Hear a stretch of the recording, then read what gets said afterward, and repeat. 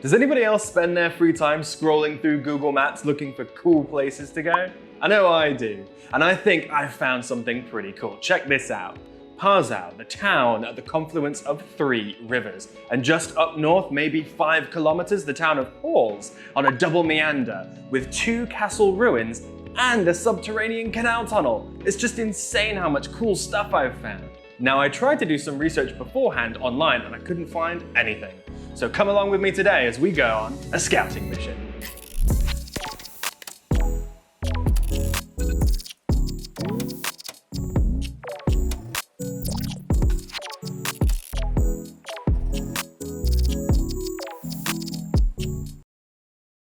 Alright, so I don't know if you guys can tell right now, but I'm absolutely freezing and the sun has yet to rise, which can only mean one thing. Our video last week, which I really hope you watched, here's some awesome footage of that, when we went down to the Zauberwald and the Hinterzee, was an absolute success. So I'm gonna try to rekindle that magic again today, but instead of going down to the Alps, we're gonna go northeast and up back into the Riverlands. It should be a lot of fun. How are we gonna get there? Same as always. Well, same as the last video. We're gonna take about a 2-hour drive by a Share Now car, and I'll see you when we get there.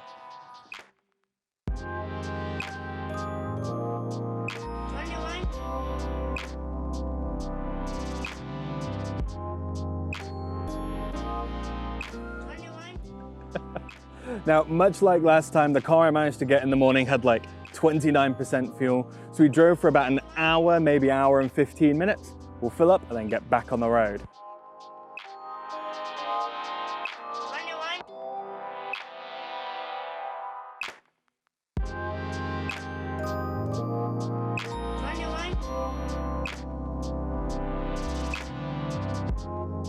Okay, so we've made it to the hopefully beautiful town of Passau. Now, the rest of the journey was rather uneventful, though those clear morning skies with just a hint of fog kind of turned into, well, an incredibly foggy blanket all over the town. So hopefully we'll be able to see it. And that's why we've decided to do the town first. Hopefully the skies clear up and then we'll do the hiking in the hills. Parking was incredibly easy to find. We went under this bridge and it costs about €1 per hour.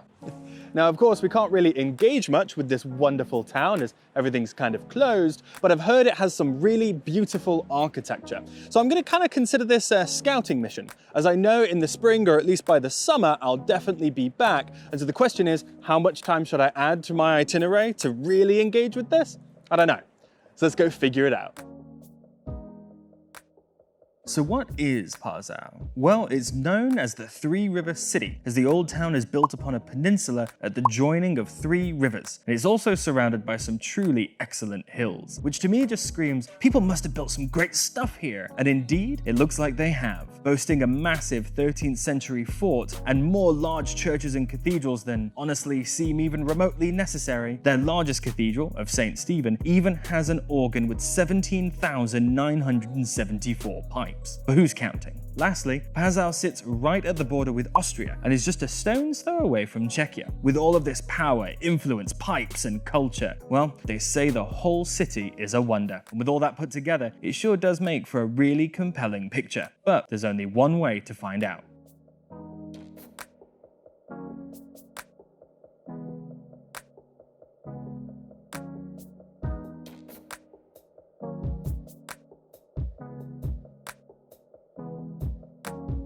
Okay, so what are my initial impressions? Well, even on a day with as weather as truly terrible as this, the architecture still comes through as very impressive. I mean, there are so many little cobblestone jitties and alleyways. It's really cool. And I mean, again, look at that boy. Now, the square that we're in is indeed very cool. Well, it's such a shame because I've heard it has a fantastic Christkindlmarkt. Of course, not this year, but like and subscribe because next year we'll definitely come back to check that out as well. But anyway, let's head to the tip of the island.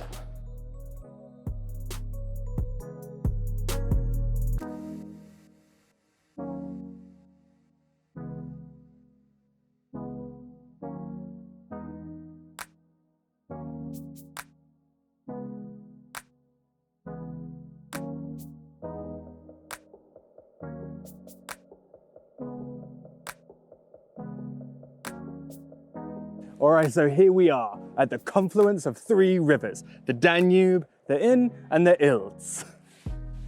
And though not exactly the picture I imagined when I saw this point on the map 3 weeks ago, it's still all right. Though I was really hoping to get the drone launched off of this point and get a beautiful epic shot of Passau between the rivers, well, it doesn't look like the mist is really going to cooperate with that. But we'll launch it anyway, and I don't know, maybe it'll look dramatic.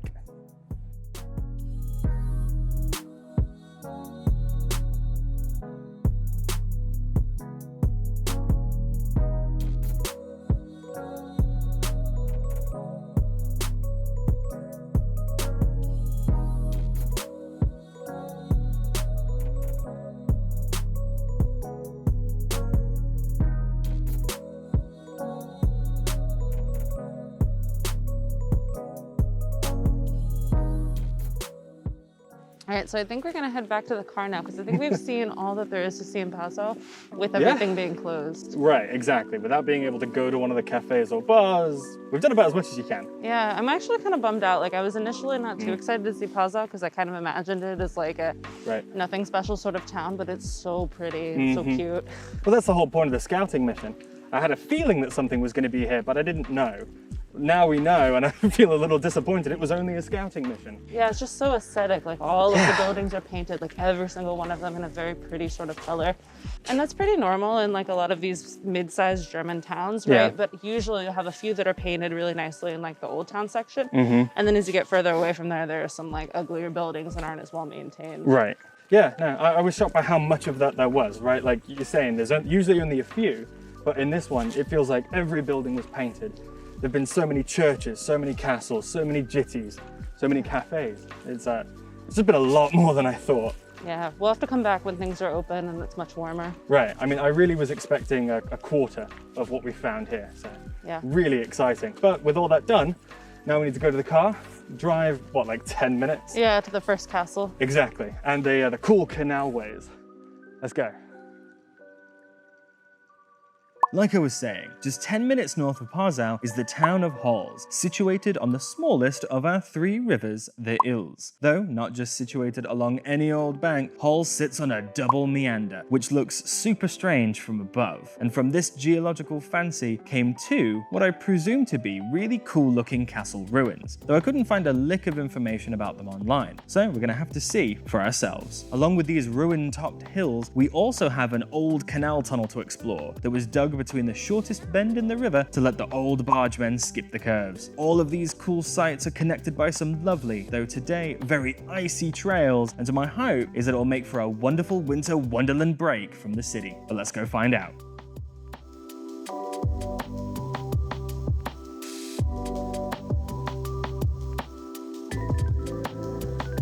All right, so we've made it to our icy trail.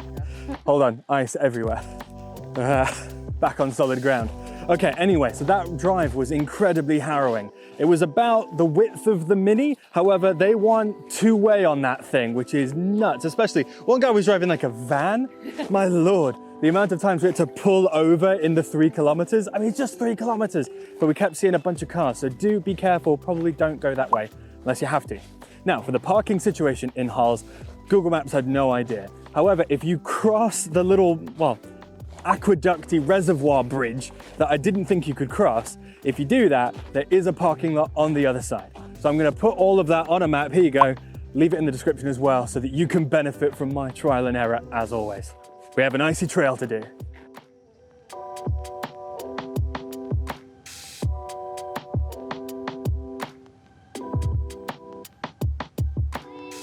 Now Camille might make fun of me for this one, but I'm just absolutely astounded by how beautiful this trail is. From the icy little riverbanks we were at earlier to this wonderful thawing slope in the golden hour. It's beautiful. And we haven't even gotten to the castles yet. So let's go fix that.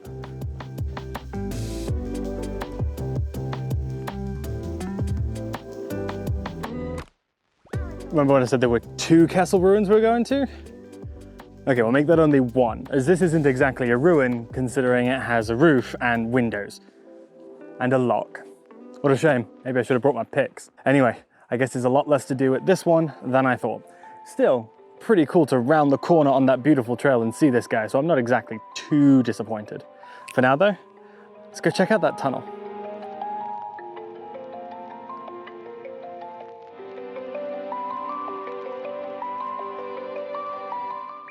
All right, so hopefully you can see that bridge behind me. During a different time, perhaps the non-corona times, that would lead to an awesome looking guest house. And to reiterate what all of the local reviews say at this time, it's a shame it's closed. As I think I mentioned in the last video, that going to these guest houses while hiking is a really integral part of the German experience. Instead, we're gonna have to skip going over that cool bridge and instead go in a spooky tunnel and without any beer to give us any bravery. So instead of talking about that, what I'm gonna be talking about is slipping.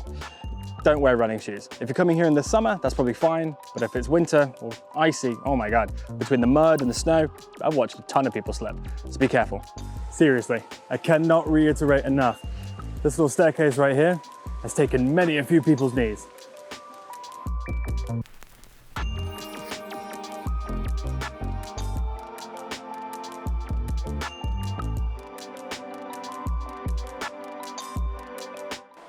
But yeah, I can't see where my feet are. Maybe just put, Okay. we have to shine it on us. But I need it for my feet. That's a little bit better. It's not long enough to make me get claustrophobic and kind of spooked. Really Although spooky. these wooden beams going from the ceiling to the floor aren't making me feel any better. They do not make me feel great.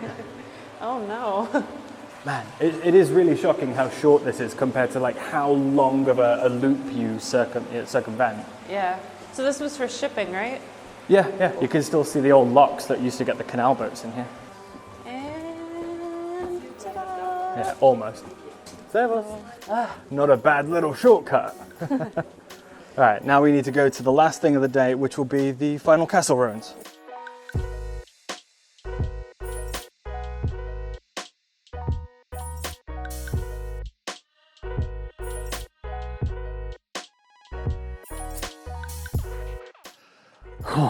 I tell you what, I am tired now.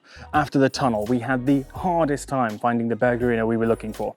Turns out the reason why it was so hard is because this one, just like the other one, was privatized. I swear I think we did every single different path and trail on this little island that we're on, but no dice. It's not really for us to visit. So I'll tell you what, today has been full of surprises, completely unlike how I imagined. And that's kind of fun sometimes, right? But for now, I need to get to that car and I'll see you in the conclusion.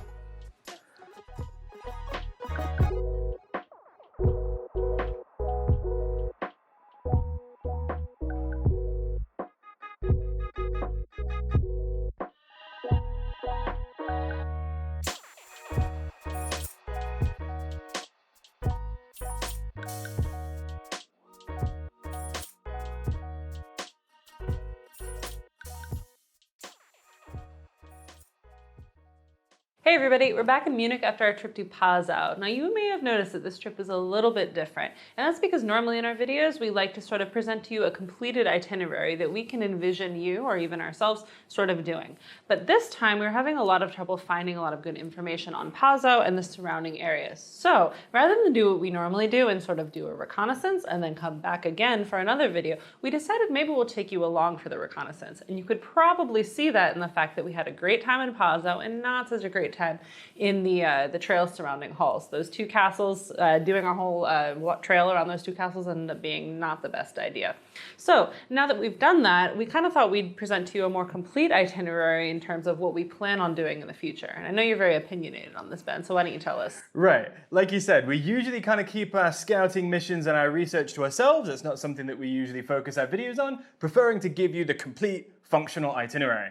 But we thought this would be a bit of fun, so hit me up in the comments. Did you like it? What did you think? Was it a bit more personal, a bit more interesting, seeing kind of the wins and the losses? I don't know. But if you want us to do more like this in the future, do let me know. Now, under the star though, what are we going to do in the summer now that we have all of this knowledge? Well, I think I'm actually going to recommend instead of a day trip, make it a full weekend. 2 days and 1 night, I think would be absolutely fantastic. Why?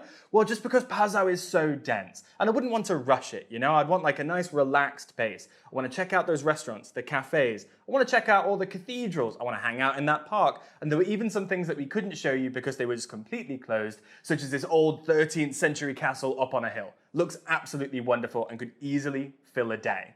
So what are we going to do on day 2 then? Well, I'd recommend that you actually do those trails. They were quite fun, just a bit disappointing in the way that they were centered. I don't think it was the trail's fault. I think it was because we were centering them around the tent poles of these castles.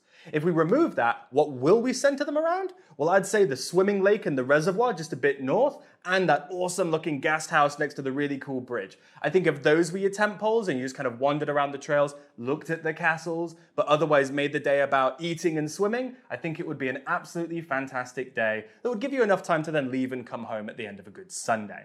And so that's my itinerary. That's what I think would be fantastic. If you want to see that video, like and subscribe. Hit us up in the comments. You know how it is. And other than that, I'll see you in the next video. Bye.